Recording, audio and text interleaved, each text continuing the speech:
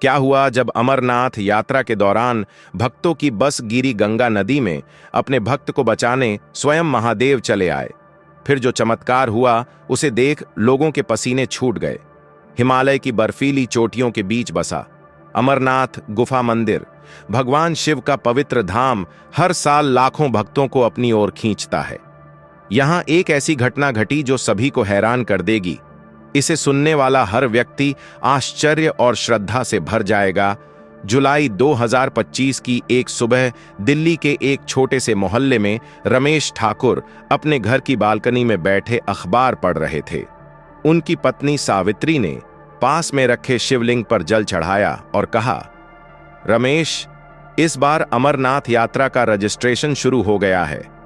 तुम हमेशा कहते हो कि बाबा बर्फानी के दर्शन करेंगे, इस बार चलते हैं। रमेश ने हिचकिचाते हुए जवाब दिया, सावित्री, रास्ता बहुत कठिन है, ऊंचाई, ठंड और आतंकी खतरे। क्या हम तैयार हैं? मेरी तबीयत भी पूरी तरह ठीक नहीं रहती। सावित्री ने मुस्कुराते हुए कहा, जब भोलेनाथ बुलाते हैं तो रास्ते अपने आप आसान हो जाते हैं, तुम बस विश्वास रखो। रमेश के मन में संदेह था, लेकिन सावित्री की आस्था और उत्साह ने उन्हें मना लिया।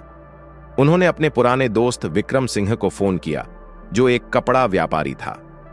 विक्रम ने हंसते हुए कहा, रमेश, तू तो बूढ़ा हो गया है, लेकिन मैं चलूंगा। मेरी बहन काव्या को भी ले चलते हैं, वो अपने ब्लॉग के लिए कुछ नया ढूंढ रही है। काव्या एक जानी मानी पत्रकार थी। इस यात्रा को उसने तुरंत हामी भर दी। चारों ने मिलकर अमरनाथ श्राइन बोर्ड के जरिए रजिस्ट्रेशन करवाया, मेडिकल फिटनेस सर्टिफिकेट लिया और जम्मू के लिए रवाना हो गए। 3 जुलाई 2025 को जम्मू के भगवती नगर बेस कैंप में यात्रियों का पहला जत्था इकट्ठा हुआ। रमेश, सावित्री, विक्रम और काव्या ने पहलगाम मार्ग चुना, जो 34 किलोमीटर का लंबा और चुनौतीपूर्ण रास्ता था। वहां उनकी मुलाकात जावेद मलिक से हुई, जो एक स्थानीय गाइड था। जावेद ने हंसते हुए कहा, यह रास्ता लंबा है, लेकिन हर कदम पर बाबा का आशीर्वाद है। चंदनबाड़ी, शेषनाग और पंचतरणी के रास्ते में प्रकृति और शिव की महिमा का अनुभव होगा। कैंप में उनकी मुलाकात माया देवी और उनके भतीजे कुमार से भी हुई। माया देवी ने बताया कि उनके बेटे की एक दुर्घटना में मृत्यु हो गई थी और वह शांति की तलाश में इस यात्रा पर आई थीं। कुमार, जो स्कूल में पढ़ता था, अपनी मौसी के साथ आया था, लेकिन उसे ऊंचाई और ठंड से डर लग रहा था।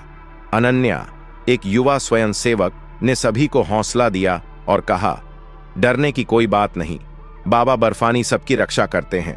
पहलगाम से चंदनबाड़ी तक का रास्ता खूबसूरत लेकिन थकाने वाला था।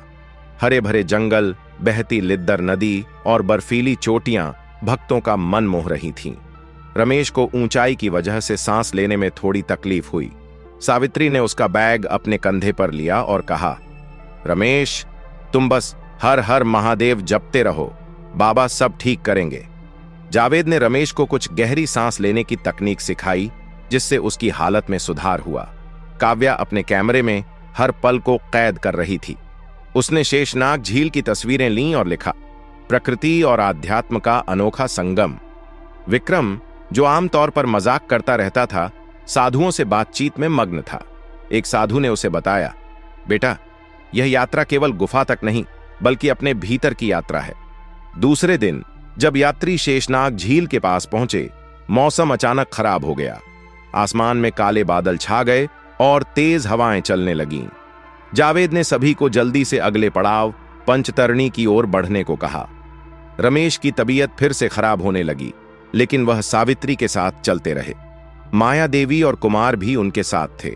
कुमार को बारिश और ठंड से डर लग रहा था, लेकिन अनन्या ने उसे एक कहानी सुनाई कि कैसे भगवान शिव ने अपने भक्तों को हमेशा बचाया है। पंचतरणी पहुंचने के बाद सभी एक अस्थायी कैंप में रुके। रात को भारी बारिश शुरू हो गई और गंगा नदी का जलस्तर बढ़ने की खबरें आने लगीं। जावेद ने सभी को सतर्क रहने को कहा। पंडित हरि शास्त्री ने कैंप में एक छोटा सा हवन किया और सभी से महामृत्युंजय मंत्र जपने को कहा। रमेश, जो पहले मंत्रों में ज्यादा विश्वास नहीं करता था, ने भी सावित्री के साथ मंत्र जपना शुरू किया। अगली सुबह 5 जुलाई 2025 को यात्रियों को गुफा की ओर ले जाने वाली एक बस पंचतरणी से रवाना हुई। इस बस में रमेश, सावित्री, विक्रम, काव्या, माया, कुमार, पंडित हरिशास्त्री और कई अन्य यात्री थे। अनन्या और जावेद भी उनके साथ थे। बस का ड्राइवर अनुभवी था, लेकिन बारिश ने रास्ते को फिसलन भरा बना दिया था। बस गंगा नदी के किनारे एक संकरे रास्ते से गुजर रही थी, जो हिमालय की खड़ी ढलानों के बीच थी। अचानक एक तेज मोड़ पर ड्राइवर का नियंत्रण खो गया। बस फिसली और सीधे गंगा नदी की ओर लुढ़कने लगी। यात्रियों में चीख पुकार मच गई। सावित्री ने रमेश का हाथ कसकर पकड़ा और काव्या ने डर से आंखें बंद कर ली। माया ने कुमार को अपनी बाहों में जकड़ लिया और पंडित हरिशास्त्री ने जोर से ओम नमः शिवाय का जाप शुरू किया। बस नदी के ठंडे पानी में जा गिरी और कुछ ही पलों में पानी बस के अंदर घुसने लगा। रमेश ने सावित्री को गले लगाते हुए कहा, बाबा बर्फानी, अब आप ही हमारी रक्षा करें। कुमार रोने लगा और माया ने उसे शांत करने की कोशिश की। अनन्या ने बस की खिड़की तोड़ने की कोशिश की, लेकिन पानी का दबाव इतना ज्यादा था कि खिड़की नहीं टूटी। जैसे ही बस पानी में डूब रही थी, एक अजीब सी शांति पूरे इलाके में छा गई। बारिश रुक गई और एक तेज रोशनी नदी के ऊपर दिखाई दी। यात्रियों को लगा कि यह कोई हेलीकॉप्टर की लाइट हो सकती है, लेकिन वह रोशनी धीरे धीरे एक मानवाकार रूप में बदल गई। यह एक विशाल श्वेत वस्त्रों में लिपटा हुआ आकृति थी, जिसके माथे पर चंद्रमा और गले में सर्प लिपटे हुए थे। ये स्वयं भगवान शिव थे, जिनका तेज इतना प्रबल था कि सभी यात्री अवाक रह गए। शिवजी ने अपनी त्रिशूल उठाई और एक झटके में नदी का प्रवाह रुक गया। पानी बस के चारों ओर एक दीवार की तरह खड़ा हो गया, जैसे कोई अदृश्य शक्ति उसे रोक रही हो। रमेश, जो अब तक डर से कांप रहा था, ने देखा कि बस धीरे धीरे ऊपर उठ रही थी। यह कोई मानवीय शक्ति नहीं थी, यह एक चमत्कार था। बस को नदी से बाहर निकालकर एक सुरक्षित चट्टान पर रख दिया गया। पंडित हरिशास्त्री ने जोर से कहा, यह बाबा बर्फानी हैं, उन्होंने हमें बचाया। सभी भक्त हर हर महादेव के जयकारों से आसमान गूंजाने लगे। सावित्री की आंखों में आंसू थे और उसने रमेश से कहा, मैंने तुमसे कहा था ना, भोलेनाथ अपने भक्तों को कभी नहीं छोड़ते। सभी यात्री बस से बाहर निकले और गुफा की ओर बढ़ने लगे। रास्ते में अनन्या ने बताया कि उसने पहले कभी ऐसा कुछ नहीं देखा। जावेद, जो एक मुस्लिम गाइड था, भी इस चमत्कार से अभिभूत था। उसने कहा, मैंने कई बार यह यात्रा की है, लेकिन ऐसा कुछ कभी नहीं देखा। यह शिव का मिलन है, जो हमें बता रहा है कि प्रेम और आस्था में कोई धर्म नहीं होता। जब यात्री गुफा के पास पहुंचे तो एक और चमत्कार हुआ।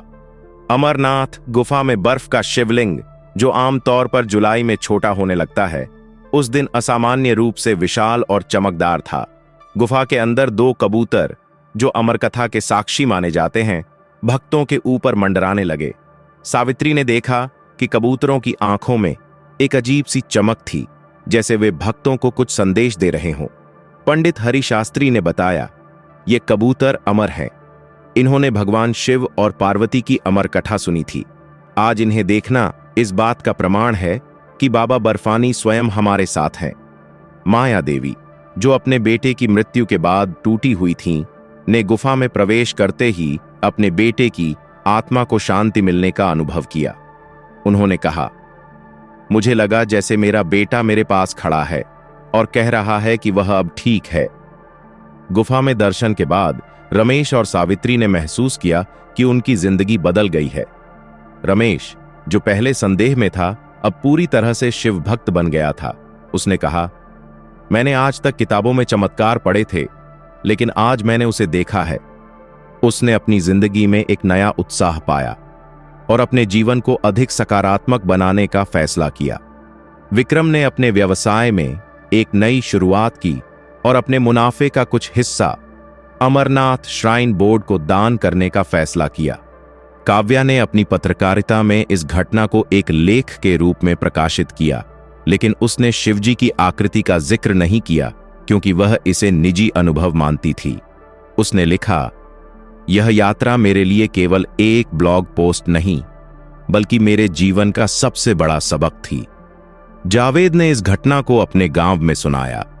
जिसके बाद कई स्थानीय लोग भी अमरनाथ यात्रा में शामिल होने लगे। अनन्या ने स्वयं सेवक के रूप में अपनी सेवा को और बढ़ाया और हर साल यात्रा में शामिल होने का संकल्प लिया। माया देवी ने अपने गांव में एक छोटा सा शिव मंदिर बनवाया, जहां वह रोज पूजा करती थीं। कुमार, जो पहले डरपोक था, अब अपने स्कूल में इस घटना की कहानी सुनाता और अपने दोस्तों को आस्था का महत्व बताता। दोस्तों, यह कहानी केवल एक चमत्कार की नहीं, बल्कि आस्था, एकता और प्रेम की है। अमरनाथ यात्रा के दौरान हुई इस घटना ने न केवल रमेश और उनके साथियों की जिंदगी बदली, बल्कि यह संदेश भी दिया कि जब सच्ची श्रद्धा हो तो भगवान स्वयं अपने भक्तों की रक्षा के लिए आते हैं।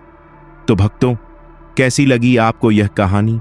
इस कहानी को अपने दोस्तों और परिवार के साथ शेयर जरूर करें और वीडियो को लाइक करके चैनल को सब्सक्राइब जरूर करें और कमेंट बॉक्स में हर हर महादेव जरूर लिखें।